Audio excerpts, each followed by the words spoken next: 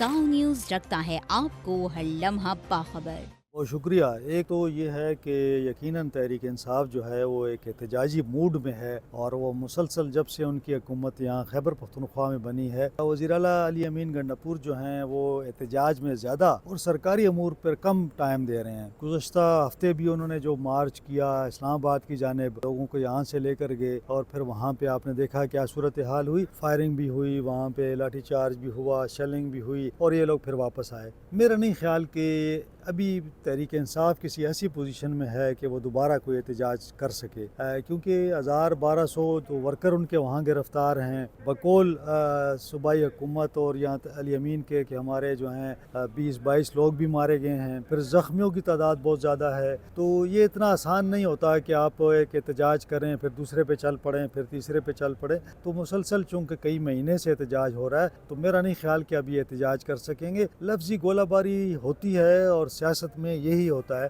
लेकिन मुनासिब ये है कि बातचीत की जाए, मुज़ाकरात किए जाएँ और उस तरह मुतालबात को हल किया जाए। लेकिन दूसरी तरफ जब महमूद गजनवी की बात मैं सुनता हूँ तो मैं ये कहता हूँ कि देखें, तहरीक इंसाफ कोई PTI जो है वो KP की जमात है क्या? वो पूरे पाकिस्तान की जमात है क्या? पंजाब में उनके लोग नहीं हैं क्या? सिंध में उनके लोग नहीं हैं? पंजाब के लोग, इस्लामाबाद के लोग एहतजाज क्यों नहीं करते? वो लोग एहतजाज करें बजाय इसके कि हम यहाँ से जो है 15,000-20,000 लोग जाते हैं खैबर पख्तूनख्वा से, पंजाब के लोग क्यों नहीं निकलते? उन्हें निकलना चाहिए। तो मेरे ख्याल में कि इस पर PTI को तवज्जो देने की ज़रूरत है। देखिए, एक बात तो है कि जब आप एहतजाज करते हैं, यकीनन हमने देखा कि इस्लामाबाद सील हो जाता है। अब अगर वो एक दिन सील होता है या 10 दिन सील होता है, लोगों को तकलीफ अलग होती है, वहाँ के रहने वाले जो लोग हैं उनकी परेशानी अलग होती है, फिर वहाँ पे जो कारोबार हैं वो बंद हो जाते हैं। अब देखें ना, अगर कोई दिहाड़ीदार मजदूर है तो वो एक काम पे जाता है, जब वो नहीं जाता तो दुकान बंद है तो वो तो नहीं जाएगा, उसको तो दिहाड़ी नहीं मिलेगी। इसी तरह दुकानदार जो है उसको कोई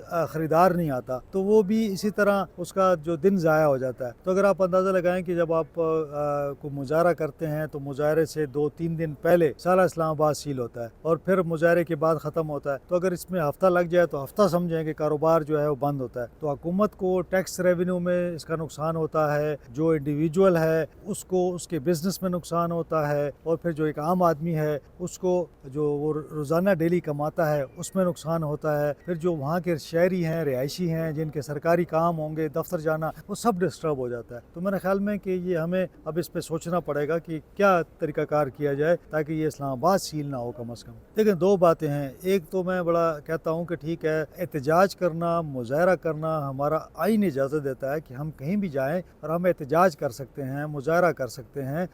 इसमें कोई दो राय नहीं है कि मुल्क के अंदर जमहूरियत है, जमहूरियत में आपको आज़ादी होती है, आप मुज़ाहरा करें, आप जहाँ भी जाना चाहें वो जाएं।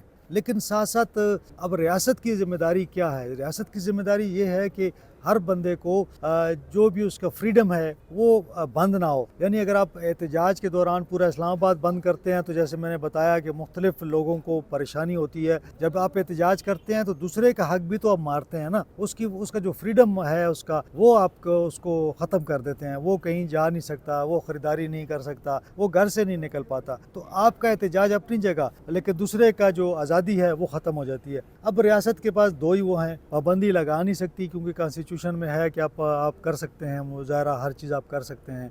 लेकिन साथ साथ रियासत ये कर सकती है कि बातचीत के ज़रिए, यहाँ तो मेरा अपना ये ख्याल है कि एक जगह मुकर्रर कर दी जाए कि लोग वहाँ पे आएँ और वहाँ पे इस्लामाबाद के अंदर उसको डिक्लेयर कर दिया जाए सियासी जमातों के साथ मिलकर कि भाई ये मैदान है, ये जगह है, आप आएँ एहतजाज करें। आप 10 दिन बैठें, महीना बैठें, 2 महीने बैठें, आप अपना एहतजाज रिकॉर्ड कराएँ। लेकिन सड़कों पर, बाज़ारों में मेरा ख्याल में कि रियासत उस तरह एक्ट नहीं कर सकी। और जब रियासत फिर एक्ट करती है तो यकीनन देखें ना, पहले वो आंसू गैस की शेलिंग करते हैं, उसके बाद लाठी चार्ज करते हैं, आखिर में जाके आखिरी हद क्या होती है कि फिर लड़ाई झगड़ा होता है, फसाद होता है और हुकूमत को जो है बाज़-औक़ात फायरिंग भी करनी पड़ेगी। तो लोगों को रोकने का तो और कोई तरीका नहीं है। हज़ारों लोग जब आते हैं तो मेरा नहीं ख्याल कि कोई भी हुकूमत दुनिया में, कोई भी जो है स्टेट जो है उसको रोक सके। देखिए, ये ایشو جو ہے چل رہا ہے، اور میرا اپنا ذاتی میری رائے یہ ہوتی ہے کہ پارٹی عہدہ اور حکومتی عہدہ ان کو الگ ہونا چاہیے۔ اگر آپ کی پارٹی احتجاج کر رہی ہے بے شک وہ کرے، اور وہ جائے احتجاج کرے جہاں بھی اس کا دل چاہتا ہے،